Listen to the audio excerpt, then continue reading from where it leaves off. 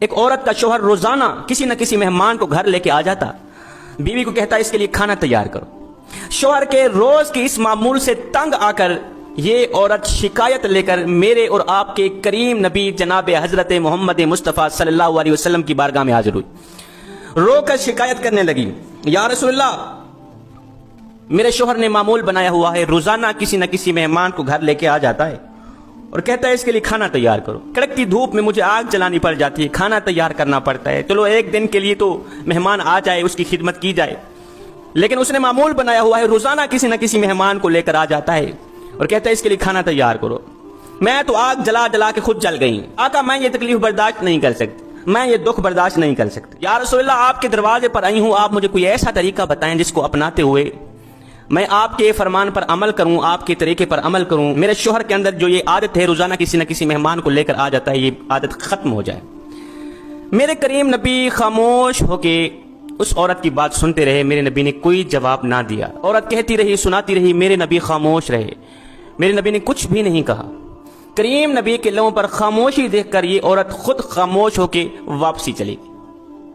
جب گھر میں گئی دوسرے دن میرے کریم نبی نے اس عورت کے شوہر کو بلایا، کہا کہ کل میں آپ کے گھر کا مہمان بننے والا۔ وہ تو خوش ہو گیا، دوڑ کر گیا، اپنی بیوی کو کہا کل اللہ کے نبی ہمارے گھر کے مہمان بننے والے ہیں، کل آپ نے کھانا تیار کرنا ہے۔ وہ عورت بھی سن کر بڑی خوش ہوئی، صبح اٹھتے ہی اس نے تیاریاں شروع کر دی، کھانے بنانے شروع کر دی۔ میرے کریم نبی نے وہاں کھانا کیا کھانا تھا، میرے نبی تو وہاں ان کو سبق دینے جا رہے تھے، ان کی آنکھوں سے ان کو کچھ دکھلانے جا رہے تھے۔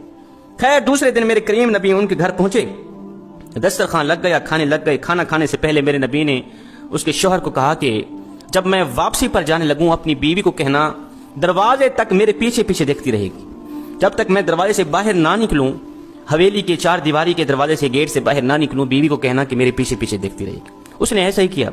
خیر میرے کریم نبی نے کچھ کھانا تناول فرمایا، کھانا کھانے کے بعد میرے کریم نبی دعا کرتے ہوئے اٹھے۔ اب یہ عورت میرے نبی کے فرمان پر عمل کرتے ہوئے اس عورت نے میرے نبی کے پیچھے پیچھے دیکھنا شروع کیا۔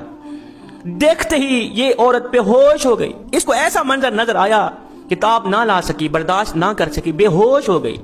میرے کریم نبی آگے چلے گئے۔ جب اس عورت کو ہوش آئی تو اس کے شوہر نے پوچھا کہ آخر وجہ کیا تھی، کیا تجھے نظر آیا تھا؟ مجھے تو کچھ بھی نظر نہیں آیا، تجھے کون سی ایسی چیزیں نظر آئی کہ تو دیکھ کر بے ہوش ہو گئی؟ اس نے کہا جب میرے نبی کمرے سے باہر نکل کر حویلی کے چار دیواری کے دروازے تک جا رہے تھے تو میں نے دیکھا کہ نبی کے پیچھے سانپ، بچھو، کیڑے مکوڑے اور بھی کافی ساری بلائیں تھیں، نبی کے پیچھے پیچھے جا رہی تھی۔ دوسرے دن یہ دونوں میاں بیوی نبی کی خدمت میں حاضر ہوئے۔ اس عورت نے پوچھا آقا آخر وجہ کیا تھی؟ میرے نبی نے فرمایا میں صرف تمہیں دکھلانے کے لیے گیا تھا کہ مہمان جو گھر میں آتا ہے، ایک تو وہ اپنا رزق ساتھ لے کر آتا ہے، وہ تمہارا کچھ بھی نہیں کھا کے جاتا، وہ اپنا رزق ساتھ لے کر آتا ہے۔ دوسری بات یہ ہے کہ جب وہ جاتا ہے تمہاری بلاؤں کو بھی ساتھ لے کے جاتا ہے، تمہارے گناہوں کو بھی ساتھ لے کے جاتا ہے، تمہارے اوپر جو مصیبتیں ہوتی ہیں یا آنے والی ہوتی ہیں ان تمام چیزوں کو ساتھ لے کے جاتا ہے۔ حضرت مولانا جلال الدین رومی رحمۃ اللہ تعالی علیہ یہاں پر فرماتے ہیں اللہ رسول کی رضا کے لیے مخلوق خدا کی خدمت، مخلوق خدا کو مہمانی دینا، ان کی مہمان نوازی کرنا، یہ عمل گناہوں کو اس طرح کھاتا ہے جس طرح آگ لکڑیوں کو کھاتی ہے، اس سے بندے کے گناہ جھڑتے ہیں۔ اگر تم چاہتے ہو کہ تمہارے گناہ جھڑ جائیں، ایک گناہ بھی باقی نہ رہے، تو مہمانوں کی خدمت کیا کرو، مہمانوں کی مہمان نوازی کیا کرو، کترایا نہ کرو، اللہ رسول کی رضا کے لیے مخلوق خدا کو مہمانی دیا کرو۔ حضرت سیدنا ابراہیم علیہ السلام جد الانبیاء تھے، آپ کی یہ عادت کریمانہ تھی، اس وقت تک آپ کھانا نہیں کھاتے تھے جب تک کوئی گھر میں مہمان نہیں آتا تھا، جب تک مہمان کو کھانا نہیں کھلاتے خود نہیں کھاتے تھے۔ ایک دن گزرا مہمان نہ آیا، دوسرا دن گزرا مہمان نہ آیا، آپ نے کچھ بھی نہیں کھایا، اس لیے کہ آپ کی عادت تھی جب تک مہمان نہ آتا، مہمان ساتھ میں دسترخوان پہ بیٹھ کے نہ کھاتا، آپ خود نہیں کھایا کرتے تھے۔ ایک دن گزرا مہمان نہ آیا، آپ نے کچھ نہیں کھایا، دوسرا دن گزرا مہمان نہ آیا، آپ نے کچھ نہیں کھایا، جب تیسرا دن گزرا پیٹ روٹی مانگنے لگا، بھوک ستانے لگی۔ اللہ کے نبی حضرت سیدنا ابراہیم علیہ السلام گھر سے باہر نکلے، جاؤں کسی کو لے کر آؤں، اس کو بھی کھلاؤں خود بھی کھاؤں۔